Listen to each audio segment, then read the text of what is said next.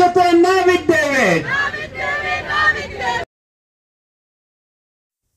बेंगलुरु के freedom park में मुख्तलिफ मजहब के लोगों ने मिलकर फ़लस्तीन के हक में और फ़लस्तीन पर हो रहे मुजालिम के ख़िलाफ़ एहतजाज करते हुए नज़र आए। फ्रीडम पार्क में तमाम मकतब फ़िक्र, तमाम मजहब के लोग एक प्लेटफॉर्म देखने को मिले। देखिए किस तरह से ये लोग अपने खिताब कर रहे हैं। Study of Religion and Society CISRS is happy to join hands with other sister religious faiths and organizations to express our solidarity with the people of Palestine, especially in this great occasion of the International Day of Human Rights.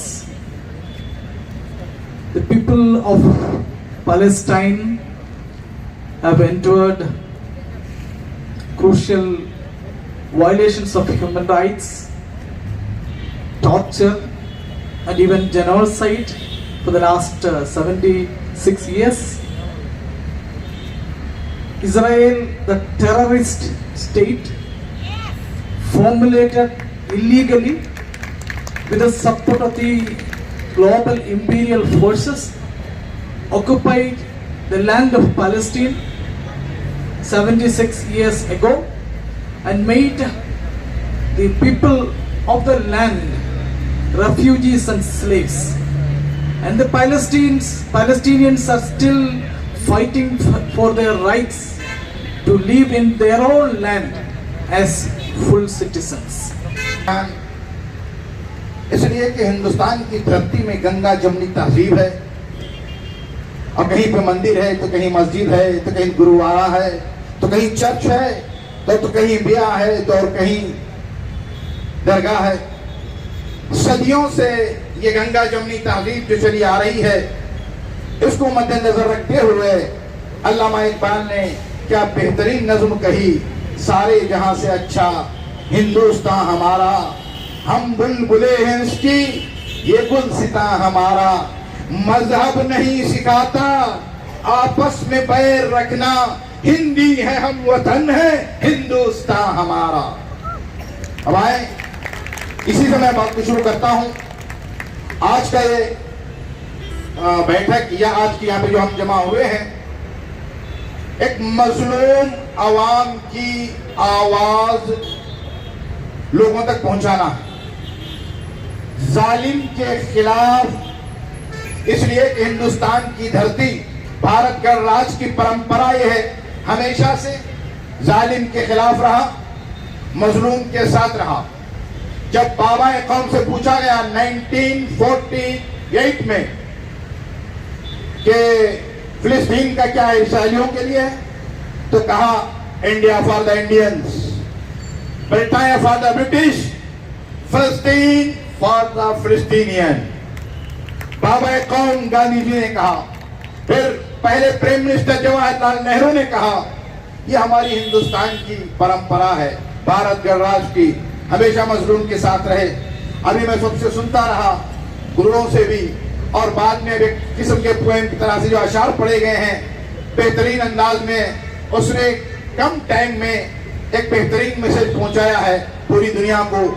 देखो ये सफेद हाथी जिस मुल्क में जाएगा उस मुल्क की खैर नहीं है। हिस्ट्री उठा के पढ़ते जाए आप, जहां जा गया, पड़ोसी मुल्क में गया क्या हाल हुआ बैठा है, अफगानिस्तान में गया क्या हाल हुआ बैठा है, वियतनाम से लेके अब पूरी तारीख उठा लीजिएगा, ये जहां जहां गया है वो उसकी तबाही के अलावा कहीं कामयाबी नहीं मिली है।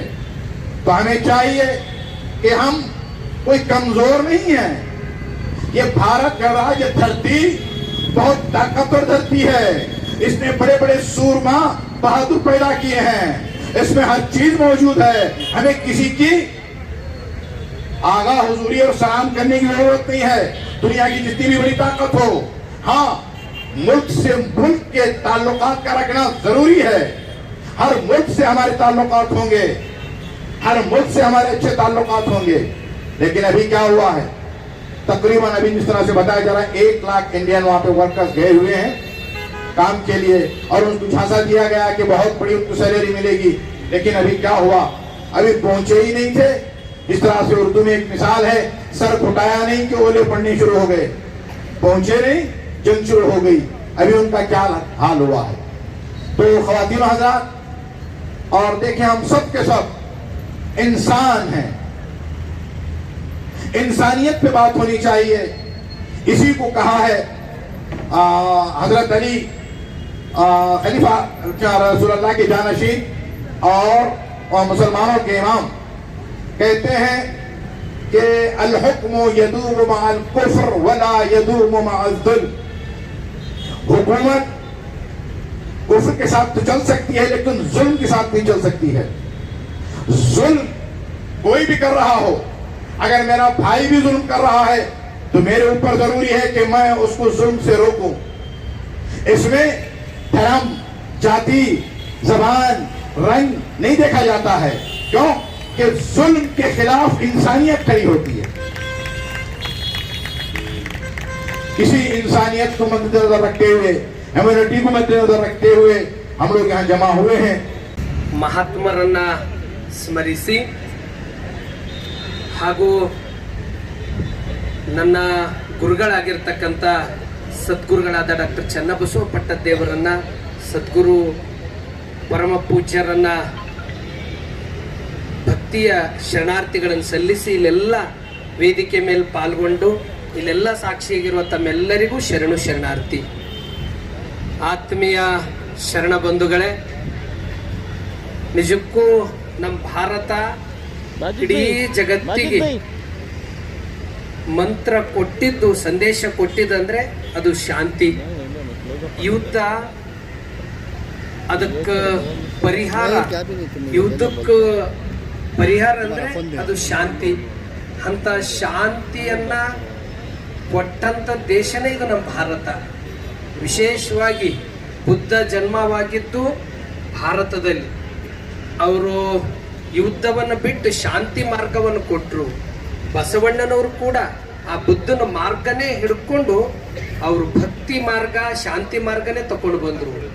ಮಹಾತ್ಮ ಗಾಂಧೀಜಿಯವರು ಇಡೀ ಪ್ರಪಂಚದಲ್ಲಿ, ಇಡೀ ಜಗತ್ತಿನಲ್ಲಿ ನಮ್ಮ ಭಾರತ ಸ್ವಾತಂತ್ರ್ಯ ಸಿಕ್ಕಿದ್ದು ಅದು ಶಾಂತಿದಿಂದ ಪಡ್ಕೊಂಡಿರ್ತಕ್ಕಂಥ ದೇಶ. ಹೀಗಾಗಿ ಅಂಥ ಒಂದು ಪರಂಪರೆನೇ ಇಟ್ಕೊಂಡು ಗಾಂಧೀಜಿಯವರು ಇರ್ಬೋದು, ಬಸವಣ್ಣನವರಂತೂ ಅವರು ಪ್ರಧಾನಮಂತ್ರಿಗಳಿದ್ದಾಗ ಒಂದೂ ಕೂಡ ಯುದ್ಧ ಆಗಿಲ್ಲ.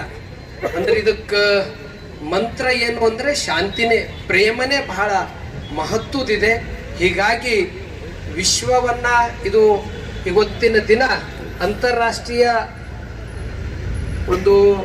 ಅಂತಾರಾಷ್ಟ್ರೀಯ ಮಾನವ ಹಕ್ಕುಗಳ ದಿನ. ಎಲ್ಲಕ್ಕಿಂತ ದೊಡ್ಡ ಸಂಪತ್ತಂದ್ರೆ ಮಾನವನೇ, ಮಾನವ ಸಂಪನ್ಮೂಲನೇ. ಅದು ಸಮೃದ್ಧಿ ಆಗಬೇಕಾದ್ರೆ ಪ್ರೇಮ ಪ್ರೀತಿನೇ ಅದಕ್ಕೆಲ್ಲ ಮುಖ್ಯ ಅದ. ಅಂತ ಶಾಂತಿಯಿಂದನೇ ಅದಕ್ಕೆ ಉತ್ತರ ಇದೆ. ಹೀಗಾಗಿ ಶಾಂತಿನೇ ಎಲ್ಲಕ್ಕ ದೊಡ್ಡ ಮಾರ್ಗ. ಅದನ್ನ ಇಟ್ಟುಕೊಂಡೇ ಈಗ ನಾನು ನೋಡಿದೆ, ನಮ್ಮ ಭಾರತ ಪ್ರಧಾನಮಂತ್ರಿಗಳು ಕೂಡ ಎರಡೂ ರಾಷ್ಟ್ರಕ್ಕೆ ಭೇಟಿ ಕೊಟ್ಟು ಶಾಂತಿ ಅಂತ ಹೇಳಿದ್ದಾರೆ. ಅಂದ್ರೆ ನಮ್ಮ ಭಾರತ ಶಾಂತಿ ಮಾರ್ಗವನ್ನ ತೋರಿರ್ತಕ್ಕಂಥದ್ದು.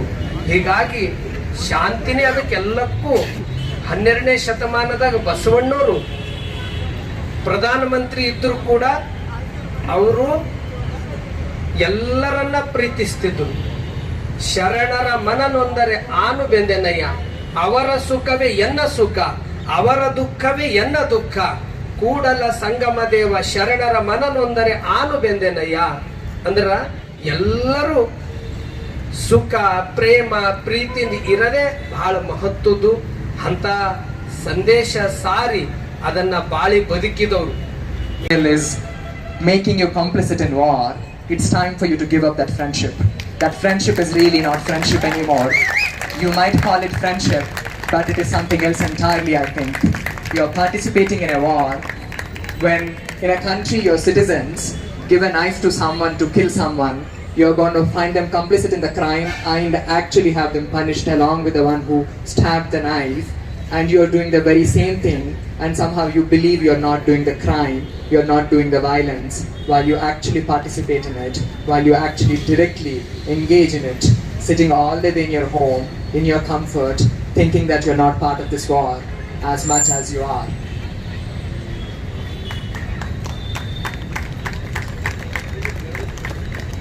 As people of faith, I mean everyone here, especially people who are sitting on the dais, please do consider my words as a reflection for myself and for all of us, not a critique. My tone might be slightly sometimes off, that's my limitation, so I'm asking an apology beforehand. As people of faith, religious institutions, as part of religions of different kinds, our primary job is to protect life, prevent war, and build peace. And looking at the state of the world now, especially what's happening in Palestine, we are clearly failing at it. Or rather, we should say, we are no more doing the job of building peace anymore. Not over there, not here. Often there is a confusion about oh, Hamas did that, Israel responded, how can I take a side? Then there's a comparison of Hamas and Israel, so that I'm not going to speak anything. There's that particular, the taking side is not between Hamas and Israel. The taking side is between justice and injustice. And anyone who looks at it, it is very clear. It shouldn't be such an effortful thing to figure out what is injustice there, I think. And we see both. We see with compassion, eyes of compassion, both Israel and Palestine. But that doesn't mean it would be devoid of the socio-political realities that Israel and Palestine exist. It has to be in cognizance of that, I think. Politicians don't know how to make peace. I mean, we all clearly know that. There's nothing really hidden about it. Those who are constantly chasing power, how could they make peace? On the other hand, people of faith, whose job is to build peace, practice peace, are also entangled with power structures of religion. Let alone in Palestine, in our own neighborhood, in our own country, what is that we are doing to address the hate that is building every day? I think as religious institutions, as people of religion, we are failing continuously. What would it take for us people of faith, to practice peace, to cultivate practice of peace in our immediate society?